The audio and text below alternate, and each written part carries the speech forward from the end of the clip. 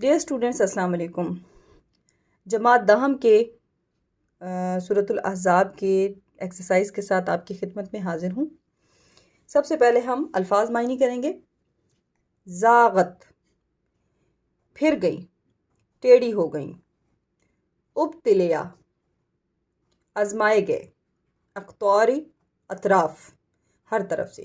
یولون الادبار، وہ پیٹھ پھیرتے ہیں۔ یعصمو، بچاتا ہے یا بچائے گا۔ ہلما، آؤ۔ تدور اعینہم، ان کی آنکھیں گھومتی ہیں، پھر رہی ہیں۔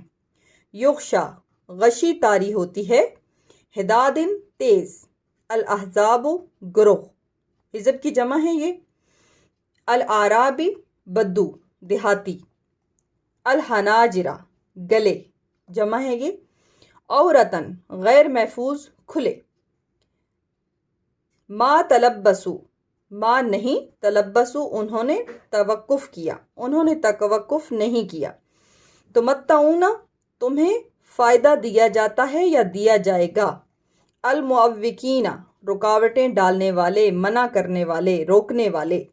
اشیہتن، بخیل، سخت بخیل۔ سلکوکم، وہ تمہارے ساتھ زبان درازی کریں گے۔ احبتا، ضائع کر دیا۔ بادونا، صحرا نشین، دیہاتوں میں رہنے والے، گاؤں میں رہنے والے۔ انباء، خبریں، اس کی واحد نباء، خبر، ٹھیک ہے، انباء جمع ہے۔ جی، سوال نمبر 1 میں پوچھا گیا ہے کہ سبق کی آیات کی روشنی میں بتائیے کہ غزوہ احزاب میں اہل ایمان کو اللہ کی تائید اور نصرت کیسے حاصل ہوئی، یعنی کہ کون کون سے طریقوں سے اللہ تعالیٰ نے مسلمانوں کو غزوہ احزاب میں مدد دی۔ جی، سب سے پہلے تو پہلا طریقہ جو ہے وہ ہم لکھیں گے کہ اللہ تعالیٰ نے تیز آندھی بھیجی جس سے کفار کے خیمے اکھڑ گئے اور ان کے حوصلے پست ہو گئے، ٹھیک ہے۔ اچھا، دوسرے نمبر پر اللہ تعالیٰ نے مسلمانوں کو فرشتوں کے ذریعے سے مدد دی جس سے مسلمانوں کا حوصلہ بلند ہو گیا اور کفار کے دلوں میں مسلمانوں کا رعب اور ہیبت ڈال دی۔ تیسرے نمبر پر کفار اور بنو قریظہ کے درمیان غلط فہمی پیدا کر دی جس سے ان کا جو اتحاد تھا وہ ختم ہو گیا۔ چوتھی جو انعام تھا اللہ تعالیٰ کا وہ یہ تھا کہ حضرت سلمان فارسی رضی اللہ تعالیٰ عنہ کے مشورے پر خندق کی کھدائی کی گئی۔ صحابہ نے اس حق میں فیصلہ دیا کیونکہ اللہ تعالیٰ نے یہ بات ان کے دلوں میں ڈال دی تھی، اور کیونکہ خندق کھودنے سے اس کام میں برکت ہونی تھی اور مسلمانوں کو فتح ہونی تھی، تو اس لیے اللہ تعالیٰ نے یہ بات ان کے دلوں میں ڈال دی، ٹھیک ہے۔ یہ 4 جو فوائد تھے، جو انعامات تھے اللہ تعالیٰ کی طرف سے، وہ مسلمانوں پر نازل کیے گئے جس کی وجہ سے مسلمانوں کو غزوہ خندق میں اللہ تعالیٰ نے فتح دی۔ اچھا، سوال نمبر 2 ہے ہمارے پاس کہ غزوہ احزاب کے دوران آزمائش کی گھڑیوں میں اہل ایمان اور منافقین کا طرز عمل کیا تھا، یعنی کہ اہل ایمان نے کس طرح سے بیہیو کیا اور جو منافقین تھے ان کا کیا ریئیکشن تھا۔ اچھا، سب سے پہلی ہیڈنگ ہمارے پاس آئے گی اہل ایمان کا طرز عمل۔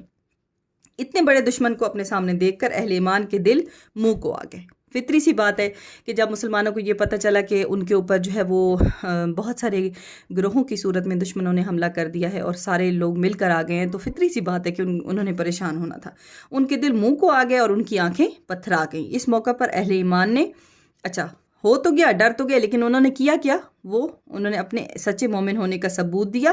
نہ صرف وہ جنگ میں ڈٹے رہے بلکہ انہوں نے اللہ تعالیٰ کی مدد کا پورا یقین بھی رکھا، اور کفار کی فوجوں کو دیکھ کر جو اہل ایمان تھے ان کا مزید حوصلہ بلند ہو گیا، اور وہ کہنے لگے کہ اللہ اور اس کے رسول کا وعدہ ضرور پورا ہوگا اور اللہ کی مدد ضرور آئے گی، کیونکہ اللہ نے اپنے رسول صلی اللہ علیہ وآلہ وسلم سے یہ وعدہ کر رکھا تھا کہ جو ہے وہ جب بھی مسلمانوں کا کافروں کے ساتھ مقابلہ ہوگا، کیونکہ مسلمان حق پر ہیں اور وہ حق کے لیے اللہ کی خاطر جب ان کے ساتھ لڑیں گے تو اللہ تعالیٰ ضرور ان کی مدد کریں گے۔ اچھا، دوسرے نمبر پر سوال کا دوسرا حصہ یہ ہے کہ وہ منافقین کا کیا طرز عمل تھا، یہ بتانا ہے، تو اس میں آپ ہیڈنگ دیتے ہوئے کہیں گے منافقین کا طرز عمل۔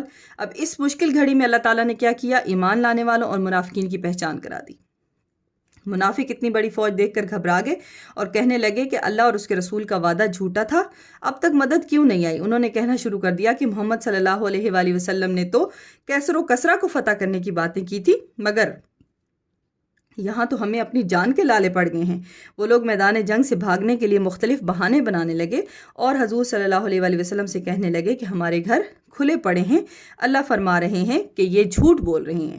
ان کے گھر کھلے نہیں پڑے تھے بلکہ وہ لڑائی سے بچنا چاہتے تھے، اور نہ صرف خود لڑائی میں حصہ نہیں لیتے بلکہ دوسروں کو بھی لڑائی میں حصہ لینے سے منع کرتے ہیں۔ اب اگلا تیسرا جو سوال ہے وہ بھی اسی حوالے سے ہے کہ اللہ تعالیٰ اس میں ان آیات میں جہاد میں رکاوٹ ڈالنے والوں یعنی المعوقین کے بارے میں کیا فرمایا گیا ہے، تو یہ بھی منافقین کے حوالے سے ہی ہے۔ المعوقین کے معنی ہے، لفظی معنی ہے رکاوٹ ڈالنے والے، ٹھیک ہے۔ سورۃ الاحزاب میں اس سے مراد رکاوٹ ڈالنے والے وہ لوگ ہیں جو منافق تھے، جو جہاد میں رکاوٹ ڈالتے تھے۔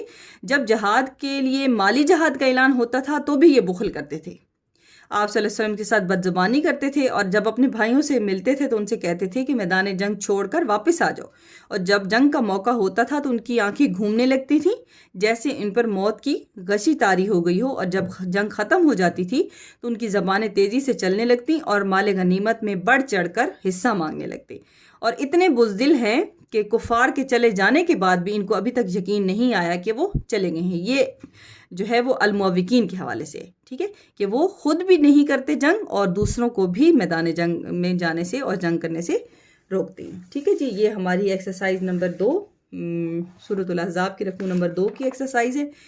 انشاءاللہ تعالی نیکسٹ جو ویڈیو ہوگی وہ ہماری رکوع نمبر 3 کی ایکسپلینیشن، اور پھر اس کے ساتھ ہی ہم انشاءاللہ مشقی سوالات بھی کریں گے، ٹھیک ہے جی۔ تب تک کے لیے مجھے اجازت دیجیے، اپنا خیال رکھیے گا، اور جس نے ابھی تک اس چینل کو سبسکرائب نہیں کیا وہ کر لیں، اور بیل آئیکن کو دبانا مت بھولیے گا تاکہ آنے والی ہر ویڈیو کی اطلاع آپ کو ملتی رہے۔ اور اگر کسی حوالے سے آپ لوگوں کو کوئی اور کسی بھی قسم کا لیکچر چاہیے ہو، یا آپ کچھ سمجھنا چاہتے ہوں، یا کسی قسم کے نوٹس کی ضرورت ہو، تو آپ مجھے کمنٹ سیکشن میں بتائیں تاکہ میں اس کے حوالے سے آپ لوگوں کے لیے ویڈیو تیار کر کے اپلوڈ کر سکوں۔ مجھے اجازت دیجیے، اللہ حافظ۔